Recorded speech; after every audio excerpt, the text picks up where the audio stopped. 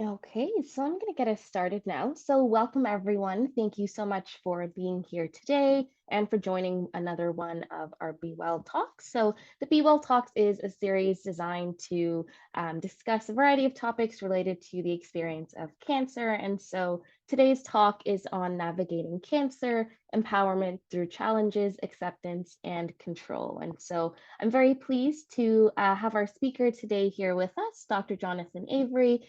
So just a little bit about our speaker before we do begin. Jonathan Avery just received his PhD in rehabilitation sciences from the University of Ottawa, where his research was focused on how people transition into post-treatment cancer survivorship. From 2018 to 2023, he completed two postdoctoral fellowships at the Princess Margaret Cancer Centre and the University of British Columbia in the areas of palliative care and cancer rehabilitation to better support young adults living with and beyond cancer. He is now transitioning into a new role at BC Cancer as Manager of Provincial Programming and Supportive Care to enhance the ways in which supportive care is delivered in the province of BC. So I'm very pleased to have him with us today, and I will pass it over to him for a presentation today.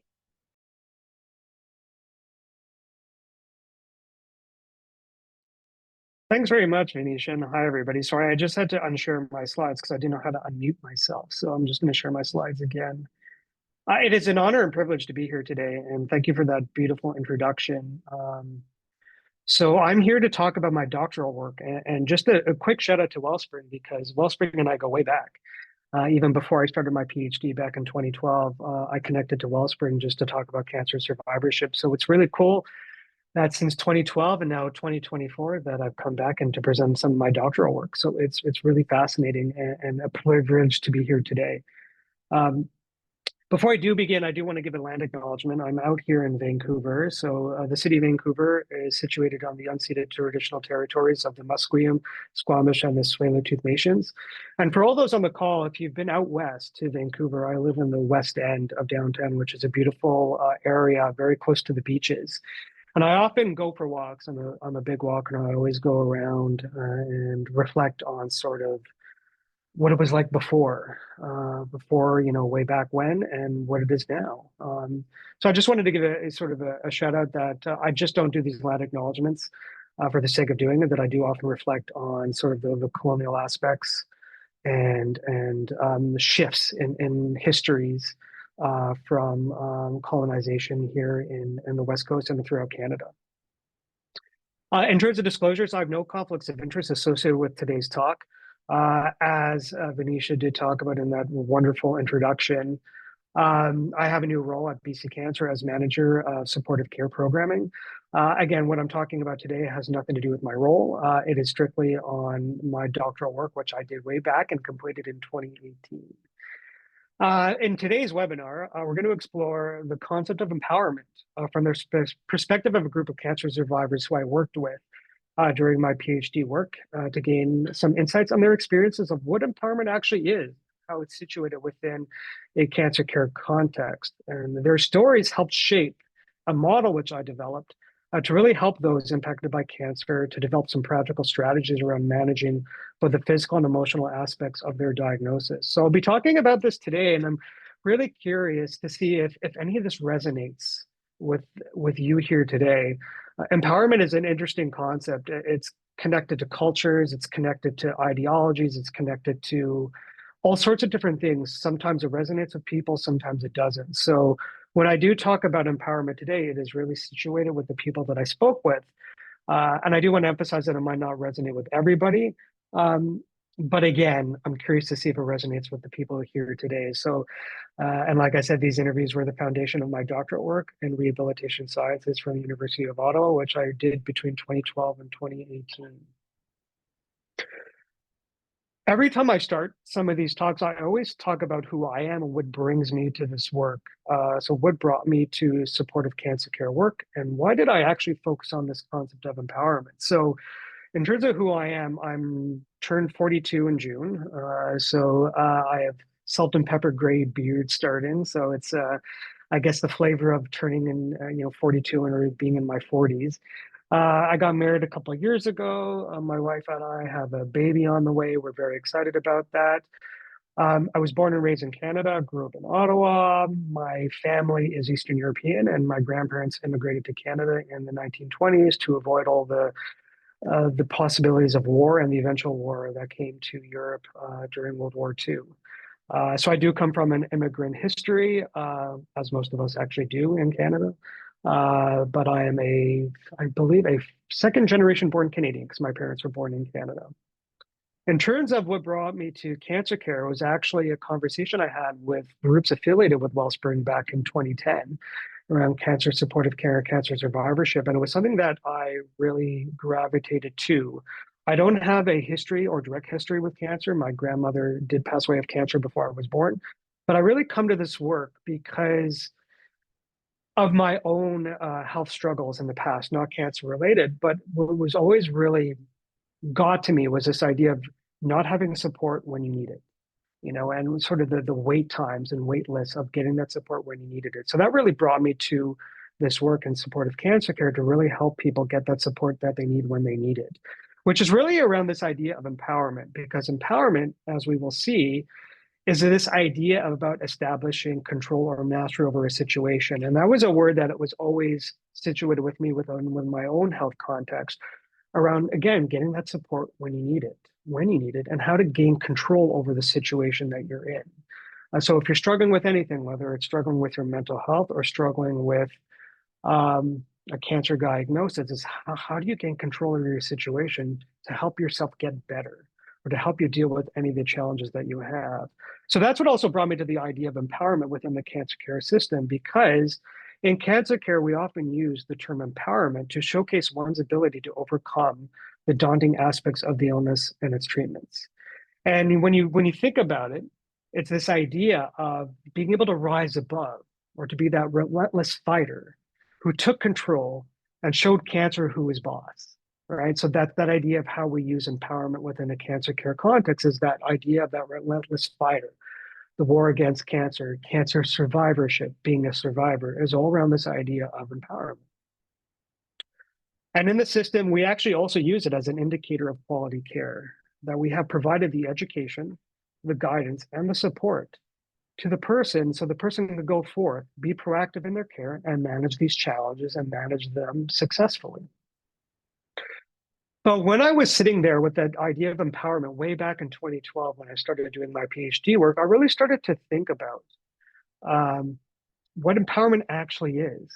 Is empowerment an idea created by a strained cancer care system that emphasizes putting responsibilities on the shoulders of the patient to manage their own care?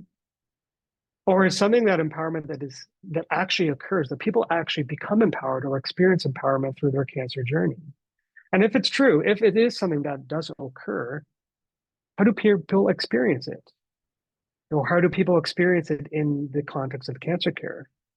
So I saw this as useful information that could help people truly gain support that they needed when they needed, or to understand from people's stories or people's experiences or lived experiences within their cancer journey, what empowerment actually means to them, and to use it to create a model of care to guide people to truly manage their illness. So this created the foundation of my doctorate work.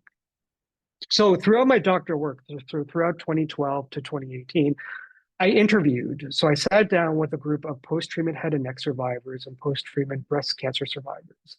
And I sat down with them for a 60-minute interview to talk about their experience with them and understand throughout their experience, was there anything that was empowering for them? And every time I talk about this, and I often reflect on why did I interview post-treatment head and neck survivors and why breast cancer survivors, this was actually very purposefully done. The reason why I interviewed head and neck survivors is simply because at the time, and I think it still is the case today, there's not a lot of advocacy and support for those who are diagnosed with head and neck cancer. There's a lot of stigma towards those who are diagnosed with head and neck cancer because of this perception that it's people of lower economic status that get it, people who are heavy drinkers that get it, or people who have a poor diet that get head and neck cancer. So a lot of stigma around it, and a lot less advocacy and support for those diagnosed with head and neck cancer. Breast cancer, very different, a lot more advocacy, a lot more support for them. So I interviewed people from both groups to gain an appreciation of how empowerment might be viewed differently between two groups, where one group has a lot more advocacy and support, and the other group doesn't. So again, I did a bit of comparison there just to see if there would be any differences. So during these interviews, I asked people, what was your life like before your diagnosis? Can you tell me about your experience being diagnosed and treated for cancer? What was it like when you finished treatment? And based on your experiences, what is your understanding of empowerment? How, if at all, does this understanding relate to your experiences?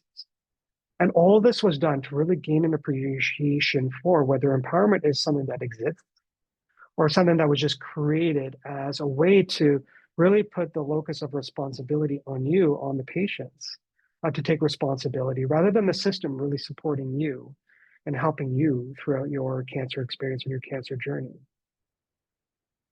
And again, all this was constructed purposely, this idea of asking these questions in this order, because I really want to understand this idea of control. Is control really about the empowerment experience, or is it more than just gaining control over something?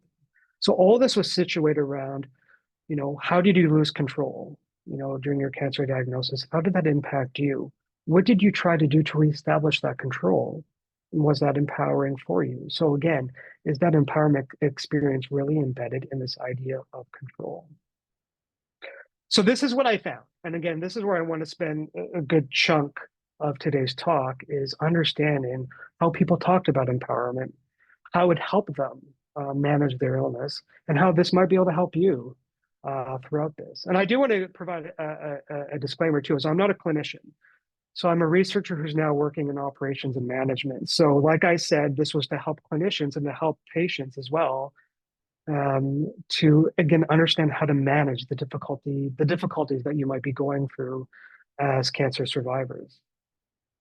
So what I found, that participants defined empowerment as a process of growth and a display of strength when confronting the impact of their illness. But it was not all about taking control. It was also about letting go of those things you cannot control. Now, when I reflect on these findings, it makes a lot of sense. But in a cancer care context, when you talk to clinicians, we often don't think about giving up control or letting go of control. We think about we need to enhance people's control. But when working with the people that I work with in this work, people talked about how fighting for control over something they felt they didn't have control over was more disempowering than empowering. So part of this idea of becoming empowered was letting go of those things you cannot control. And I love even how I'm enunciating that. I'm doing that purposely almost, to this idea of just letting go of those things that you cannot control. So I'm going to walk you through this, and I'll bring in some of those patient or participant stories just to sort of illuminate what I actually mean by taking control, and of course, this idea of letting go. But I'm going to start with this idea of taking control.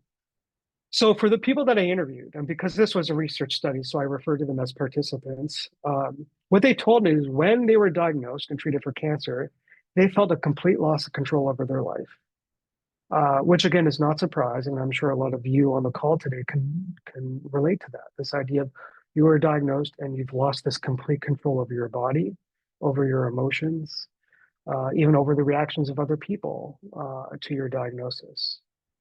And to cope, participants attempted to reestablish this control to maintain some form of normalcy in their day-to-day life and to avoid any change. When I think about change or talk about change, I often think about sort of Friends, the show, for people who've watched it. There's an episode where Ross and Rachel are on whether they're on a break or not on a break. And I know Ross goes out and he ends up, I guess having an affair, if you want to call it an affair, with somebody else. And Rachel asks him, oh, was she? And Ross says, different. And Rachel says, different? What do you mean by different? And then he says, well, nobody likes change. Nobody likes change. Change is very hard. So bringing us back to sort of this talk, to cope, participants try to reestablish that control to circumvent or to avoid change in their life, to ground themselves in that sense of normalcy. And this was accomplished by having control over how people disclose their illness to others and learning how to manage the symptoms discreetly. And when successful, participants felt good. They felt in control over this. And you could think about this even towards your own experiences. And I'll bring in, like I said, some of the stories from the people that I spoke to, is some of the things that people do when they're going through cancer, whether it's, look at Feel Better program, if you know about that, to the wigs, to the different things people do. These things can make you feel really good because it brings that sense of normalcy to your life when things are changing. And again, it grounds you in that sense of, I am still the same person I was before, but I have cancer. So when successful, participants felt good. They felt in control. So to give you some examples here, this is from Jason. Jason is a 51-year-old head and neck cancer survivor who purposely isolated himself from his colleagues to avoid unwanted reactions or attention. And this helped him maintain a sense of normalcy when he went back to work. And this is what Jason said. And these are not their real names, so these are pseudonyms that they chose. When I went back to work, I really just stayed in my office because I could not speak properly. And then everyone would go, "What's wrong?" But I did not want to make a big deal out of it. So he purposely sort of, stayed on his own because it made him feel better that he was just grounded in his own experiences and he didn't want to go out and share things he didn't want to share. And he didn't want people to go with what's wrong. So this allowed him to maintain some control and to maintain that sense of normalcy as best he could when he went back to work. And this to him was empowering for him. This is from Stephanie, who is a 26-year-old breast cancer survivor who chose to have reconstructive surgery after having a double mastectomy to preserve her identity as a young woman. And this is what she said. I felt kind of silly to go through this horrible pain just so I could have breasts. But I know in a year from now, I will be happy that I did. I'm really young. I didn't ever want to get rid of my breasts.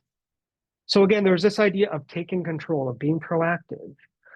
Because she had a double mastectomy, she decided to do breast reconstructive surgery to make sure that she maintained her identity as a young woman. This idea of maintaining that sense of normalcy, of keeping things the way they are, her being a 26-year-old woman.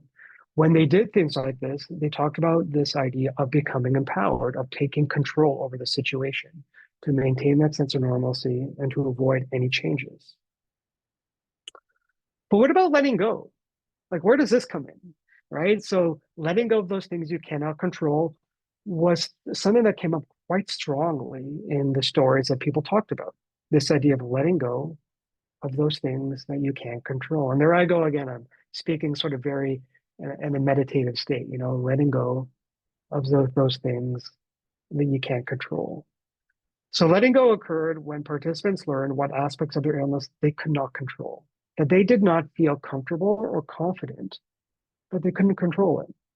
And when they came to this realization that controlling certain aspects of their illness was either too difficult or not possible, they started to naturally just let go. This wasn't easy for them to do, particularly because a lot of people around them, and even some of their clinicians said, you cannot let go of control. You can't give up. Letting go of control is almost sometimes seen by others as this idea of giving up.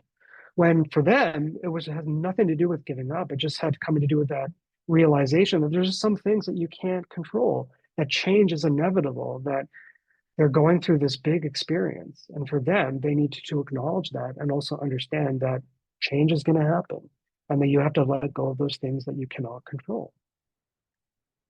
So here's an example. So this is from Paul, a 65-year-old head and neck survivor who suffered nerve damage from the removal of a cancerous lump from the inside of his cheek. And now he lives with an altered appearance. And this is what he said. I can't let this altered appearance control me. So I said, to hell with it. I put on a pair of sunglasses and go. And that's what I did. So I remember speaking in depth with Paul about this. And Paul, he would avoid going out in public. Again, this was his way of taking control. He didn't want people to see him. And to a certain point, that did help. But it came to a point in time when he's like, I can't continue to live like this. It doesn't feel like I'm living authentically anymore based on the fact that I have this new reality. So excuse my language, but he said, to hell with this. I can't let this control me. So I put on a pair of sunglasses and he went outside and he went to walk around and he really owned his experience. And he talked about quite a bit how people just gravitated towards him the moment he owned up to his experience. Not to say that people didn't look at him differently because of his altered appearance, but he said to hell with them. And this to him was very empowering, where he said, "To hell with it! I can't control how I look, so I'm just going to go out there. I'm just going to be this me, this new me." This is from Jackie, a 46-year-old breast cancer survivor, where letting go included her acknowledgement that preventing cancer was beyond her control. She talked about how she did everything in her lifestyle. She had a lot of friends who got cancer, so she did a lot of those healthy things to avoid getting cancer, but she still got it. And she was dumbstruck when she got it. So when she was talking about what it was like to be diagnosed with cancer, she talked about how there was this complete lack of control or loss of control because she did everything in her power to avoid getting cancer, but she still got it. And this is what she said: there are certain things you don't have control over. So I've learned that I'm only going to control what I can. And the other stuff, I just have to let go. I did everything I thought I could to not get cancer, and I still got it. And I realized you can't control it. So this idea of going with the ebbs and flows of the experience and really thinking about what can I control and what I can't control, and letting go of those things that you can't control, which sometimes when you're thinking about empowerment, it's a little counterintuitive when we think about empowerment as really taking control. But embedded in these people's stories and these people's experiences was this idea of not only is empowerment about taking control, being proactive, but it was also about letting go of those things that you can't control anymore. So again, it was this balancing act, this ebbs and flow between control and I can't control. And when people were able to let go of those things that they can't control, this is the types of things that we heard. And this was again from Jackie. I feel like it's a huge burden that's been lifted. I feel a lot freer that I'm on my journey to recovery. So, what does this all mean? What am I trying to articulate in this really short talk today? Is empowerment is something that does exist, or at least from the people that I spoke to, but it didn't rise or didn't emerge in the ways in which we traditionally think about empowerment, because the way we traditionally think about it is becoming powerful, is becoming this idea of I can control my environment. I can master my situation.